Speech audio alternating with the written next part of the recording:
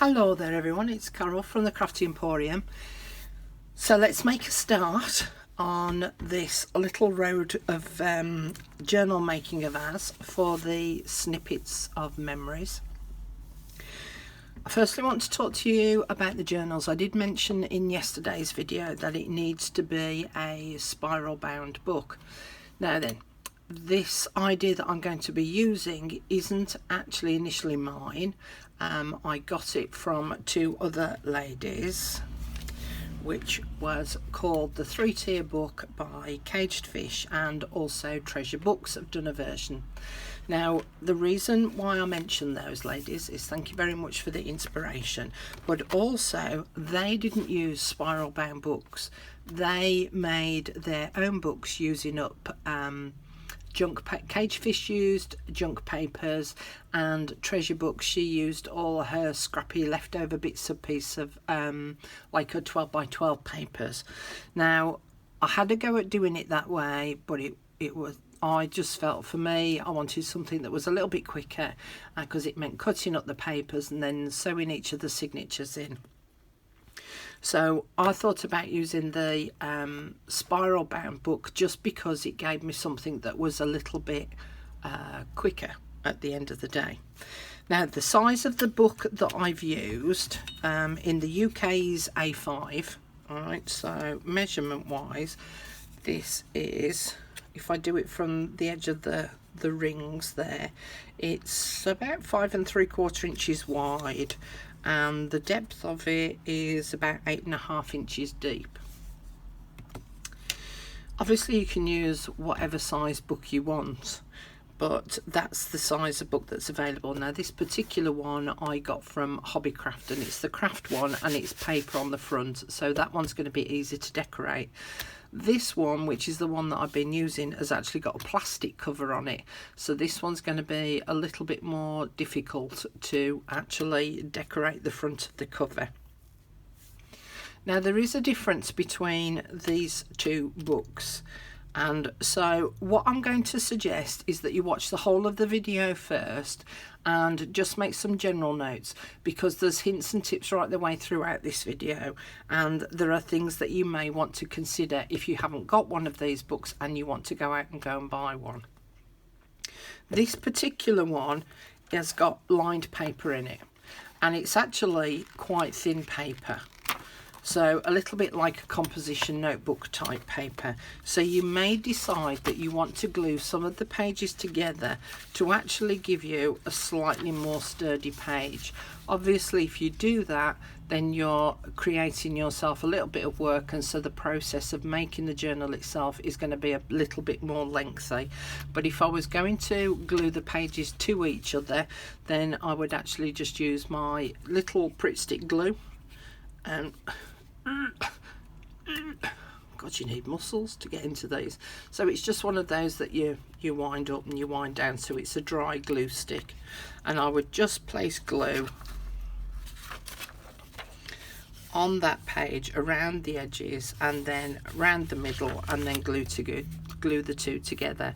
Now you will find that this will crinkle the paper up just a little bit, which then makes the process of the next part that little bit more uneven and difficult. Because we're going to be writing on each of these pages, you may decide to just leave them as they are. Now the book that I've used is actually plain paper, and it's for drawing in, so this paper itself is actually a little bit thicker, so I don't even have to consider gluing any of the pages together, because this paper is actually thick enough. Now I'm going to tear that page out because I don't need it in, and that's the other thing I like these ring bound books. Make a mistake, rip out the page. So I don't actually need that anymore, but those are the two ladies again, just in case you want to make a note. Now I'm going to use my coffee, my liquid coffee that I've made up. So I made up a pot or a jug of coffee, and I put it in my jug so that I can use the lip to be able to fill my bottle back up. Of course you can use tea if you wish, or you can even use your distress inks and water them down a little, and that will give you a different effect again. Now, I've used this technique before in the Country Diary journal, and I think that it might have been in video number 2 of that, and again up in the playlist on the main homepage. So I've got a piece of greaseproof paper, so I would pop that under there, and I would also have some kitchen roll to hand as well. Get rid of that.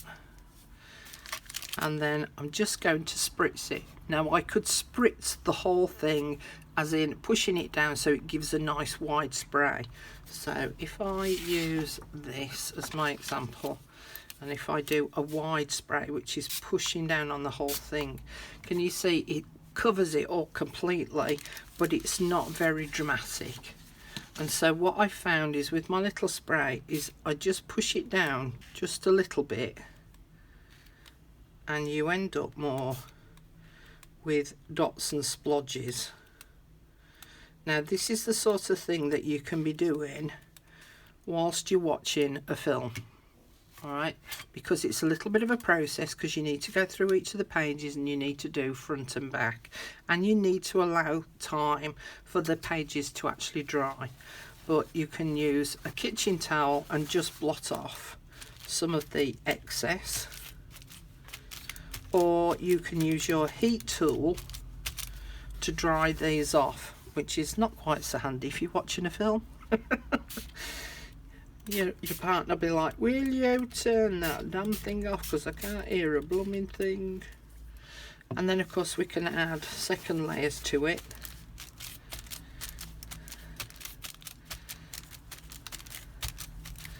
And it gives a nice splotchy effect, and as I say, you would then turn over the page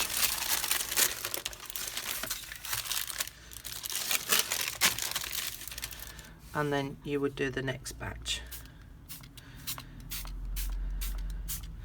So a little bit of a process to go through, but sometimes doing the preparation parts are sometimes part of the fun.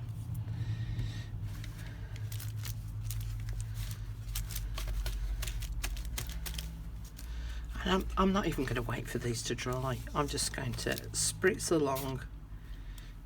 And as I say, sometimes I'll do a big spray, but more often than not I'll try and depress this part here only just a little bit, so that it sort of drops out more in droplets rather than a fine mist.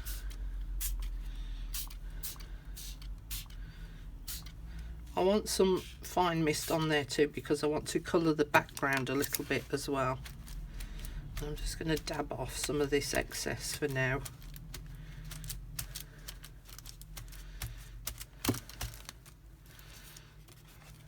And I would continue on throughout the book and continue to do all of the pages. Now, as it happens, I didn't do all of the pages like I've just said. I only did a few of the pages because I wanted to see what it looked like. And so if I show you, these are some of my pages that I sprayed, but as you can see it's given me an all over colour, and that's because I did the fine mist spray rather than doing droplets. So I'm just going to do some droplets on there, and I'm just going to let those droplets soak in a little bit. Okay, and you're not going to get the same on every page either. They're all going to be different.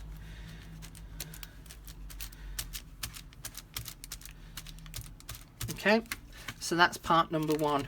Find your book, decide on your paper whether it's thick enough and whether you want to go and add the glue by sticking the 2 pages together, so in which case then you would need to go through and go and do that.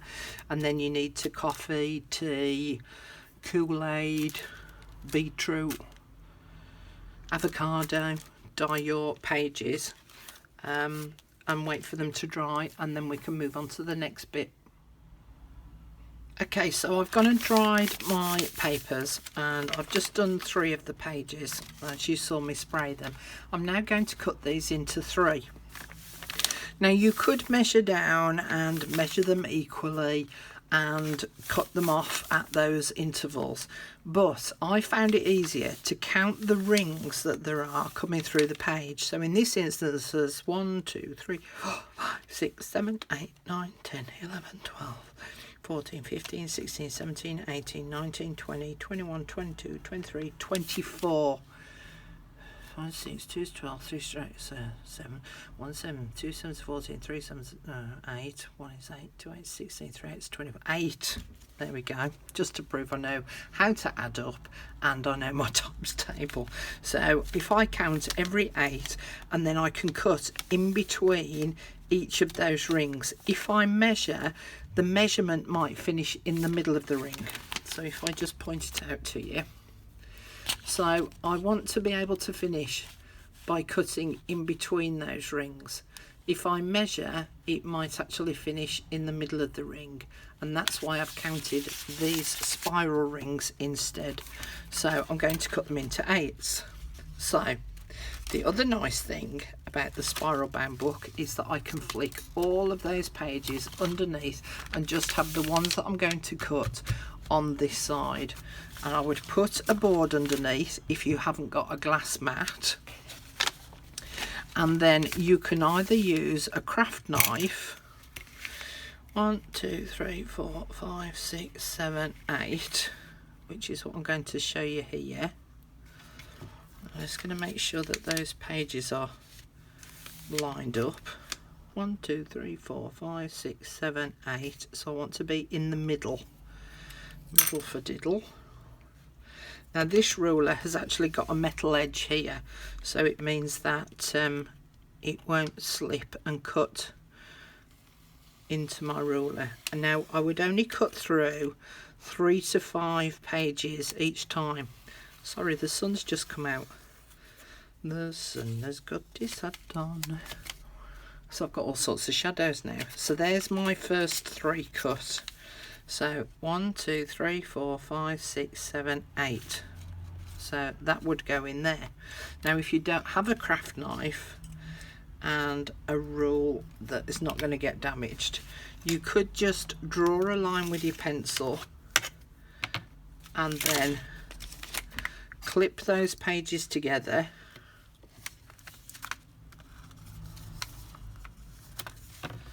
and then just cut down that line until you get to the end of the paper. I'm just going to use my craft knife to find it a little bit easier.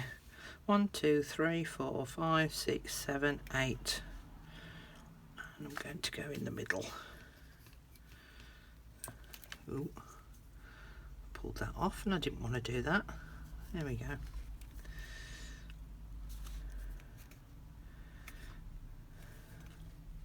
To make sure as well that I've got it straight rather than cutting it at an angle, I'm pushing the rule up against these rings, but also at this end of the paper, the horizontal lines that are on my ruler, I'm lining them up with the edge of the page so that they're all nice and neat and straight. I've lost my 8 now. 1, 2, 3, 5, 6, 7, 8. There we go. So I want to be in the middle down there. I'm all lined up.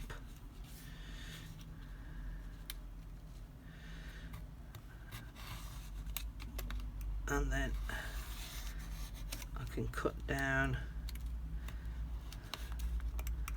there.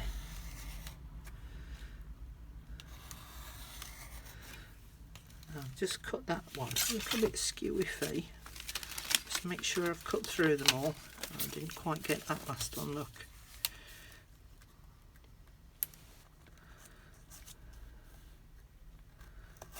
There we go. So I've now got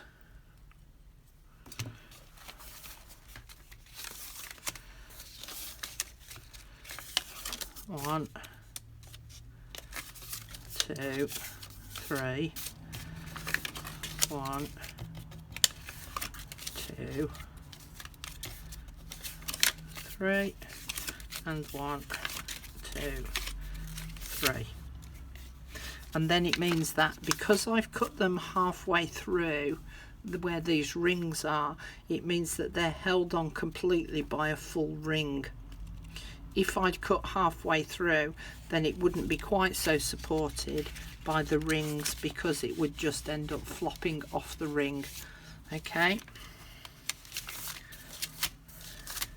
now whilst I've cut them into 3s, you don't always have to do that, and I have actually done it at the front of my book. I don't want to show you that bit just yet, what I have already done. So what I could do, if we pretend that these are coffee stained, I could pull those 2 pages out, spin it round, and then 1, 2, 3, 4, 5, 6, 7, 8, 9, 10, 11, 12. And I'm going to cut it halfway. So I'm just going to mix it up a little bit.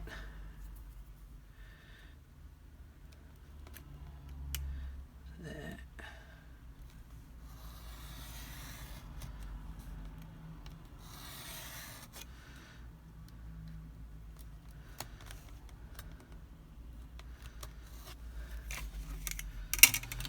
Now the reason why I want to mix it up, even though we're only writing snippets, this little piece might not be quite enough to write on, but that piece might be, because it's now half of a page.